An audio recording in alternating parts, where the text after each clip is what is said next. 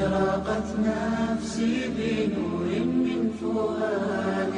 want to tell you just a little about the background that I came from. I'm not a doctor, I'm not an author, I'm not a lawyer. I'm a slave. And that's why I took the name Abdullah, the slave to Allah. I actually came from a line of preachers and teachers. They went back to a man by the name William David Chappelle. He was actually a slave who was bought and sold.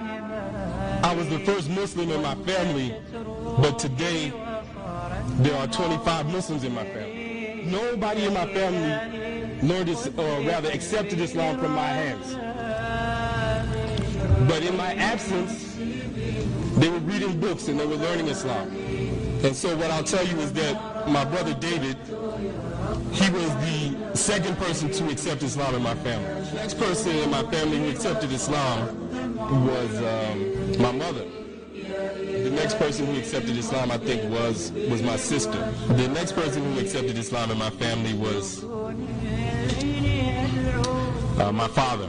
He died the same year. We gave him Janazah Islamiyah. The other people in my family were impressed. My grandmother said, I want my funeral exactly the same like his. And she died a couple of years after my daddy. But before she died, she accepted Islam.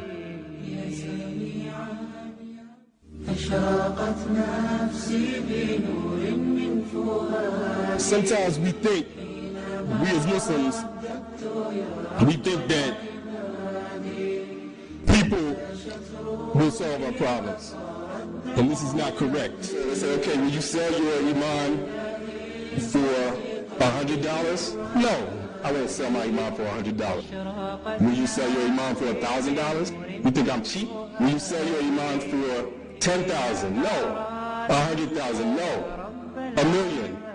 Damn, let me think about that.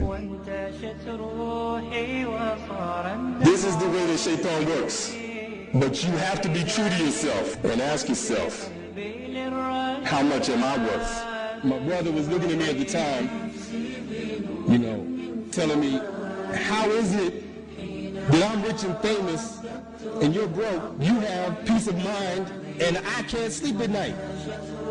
If people want you to reinforce stereotypes so that they can enslave humanity, and they want to use you and your image and your relationship with the people, then you need to think long and hard whether you want that money or not. I would like to address a topic that I call virtual reality and virtual Muslims, where Muslims respect Christians and Jews more than they respect their own Muslim brothers and sisters.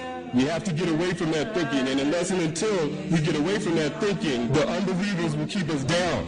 So it's time for us to stand up and speak out and defend our rights, our God-given rights. And I will live for it, I will fight for it, and I will die for it.